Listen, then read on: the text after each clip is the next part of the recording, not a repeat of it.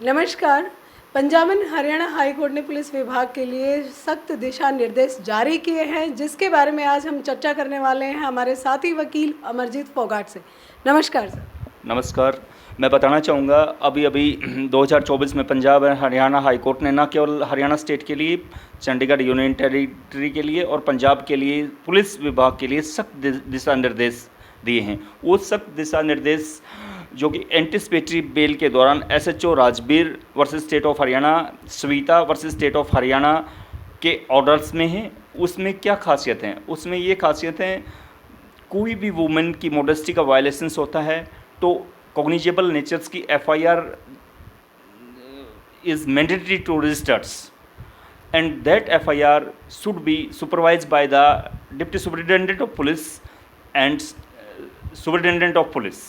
In case, is there any misleading from the complainant or the victim, and there is the compromise between the parties, and there is this some sufficient amount and considerations. उनको लेकर जो guideline जारी की हैं, मैं उस guidelines को आपको क्लियरली बताना चाहूँगा.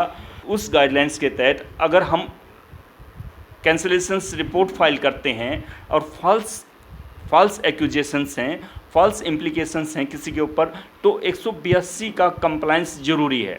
अगर कोई भी आईओ 182 का कंप्लायंस दर्ज नहीं करती है, उसके लिए उसकी सर्विस बुक में ये रिकॉर्ड्स किया जाएगा कि उसको 182 का कंप्लायंस नहीं किया गया, और उसकी जांच खुद सुपरिटेंडेंट ऑफ पुलिस करेंगे और contempt of the court honourable high courts में भी डाल सकेंगे. सर, आप ये कहना चाहते हैं कि महिलाओं से रिलेटेड जितने अपराध होते हैं, कुछ अपराध झूठे होते हैं, कुछ सच्चे होते हैं, लेकिन यहाँ पर पुलिस का रोल ये है कि वो उस पर एफआईआर दर्ज करे और उस पर कानूनी कार्रवाई की जाए. लेकिन जब मामले झूठे होते हैं या 164 के बयान होने के बाद जो महिलाएं बदलती हैं, विक्टिम जो है अपनी स्टेटमेंट चेंज करता है, इस केस में क्या स्टोरी थी? मैं केस बताना चाहूँगा, जो आपको एक केस दिखा रहा हूँ. इस केस में ये था कि 376 के एलिगेशंस किसी वुमेन ने एक्यूज्ड पे लगाए थे, और वो 376 के एलिगेशंस 12 लाख में कंप्रोमाइज हो गया था और कैंसलेशंस रिपोर्ट्स फाइल कर दी थी. लेकिन कहीं ना कहीं इंफॉर्मेशंस लीक होती है, एसआईटी का गठित होता है और superintendent of police Charkhi Dadri SIT का गठित करके उस पर इन्वेस्टिगेशंस करते हैं. तो 12 लाख अमाउंट्स की जो रिकवरी है, वो उसमें एक एडवोकेट्स भी हैं, एक 3 एसआई, एक एसएचओ हैं, एक आईओ हैं, एक और हैं हेड कांस्टेबल, उनसे रिकवर किए जाते हैं. और इस मामले में कोग्निजेंस लेते हुए सभी को डायरेक्ट करती है हाई कोर्ट. ये कहती है कि जो प्रीवियस लिटिगेंट्स हैं, जो झूठी शिकायत देने के आदी हैं, उनको हम, खासकर वुमेन्स को जो वेपन की तरह यूज़ करते हैं, उनको हम रोक नहीं सकते.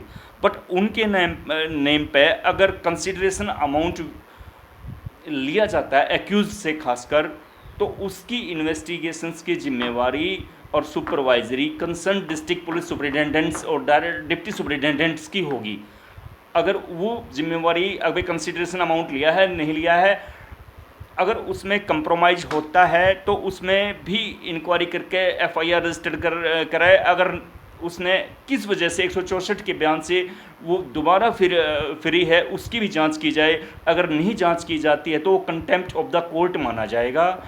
और कंटेम्प्ट ऑफ द कोर्ट के साथ साथ ये सभी कंसर्न स्टेशन हाउस ऑफिसर को और शिकायत दी है कि इसमें कहीं उनकी करप्शन का इन्वॉल्वमेंट मिला, तो ऑनेबल हाई कोर्ट इस बात पे डिप्टी सुपरिटेंडेंट्स को स्पेशल आईओ की सर्विस बुक में इंसर्ट करेगी. इस चीज़ को हम सेक्सटोर्शंस बोलते हैं, उसको हम रोक नहीं सकते, बट उस पर कुछ प्रिकॉशंस हैं जो बहुत नेसेसरी हैं.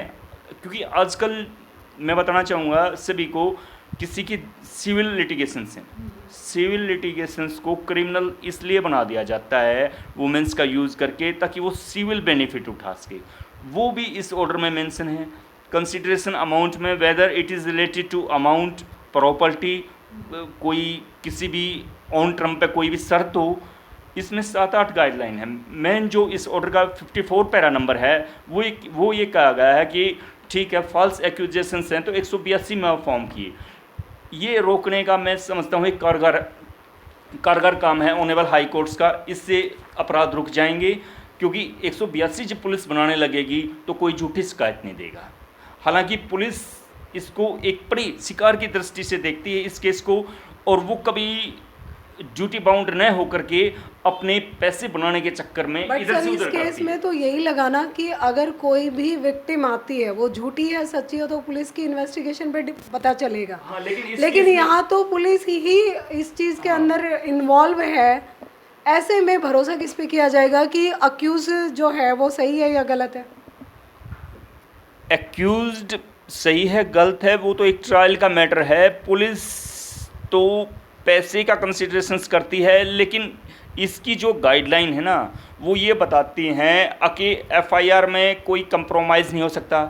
या तो अगर आप एलिगेशन लगते हैं तो 182 में फाइल करे हो, या फिर एक्यूज्ड को ये अंदर करो, वो अपने आप in the name of the doubt वो एक्विटेड तो यहाँ या पे पुलिस एक हाँ तरह से बॉन्ड होगी कि हाँ उसे करना पड़ेगा। हाँ करना पड़ेगा। अगर कंप्रोमाइज होता है तो पुलिस की supervisor concern superintendent of police करेंगे कि ये कंप्रोमाइज़ क्यों हुआ, और 182 की कंप्लेंस क्यों ना हुई, और 182 की कंप्लेंस नहीं हुई तो उसमें जो एफआईआर में एक्यूज है वो कंटेम्प्ट ऑफ द कोर्ट डाल के और उस आयु के विरुद्ध जा सकता है। तो ऐसे इल्ज़ाम लगाना आसान है लेकिन उसको कैंसिल कराना उतना ही मुश्किल रहेगा।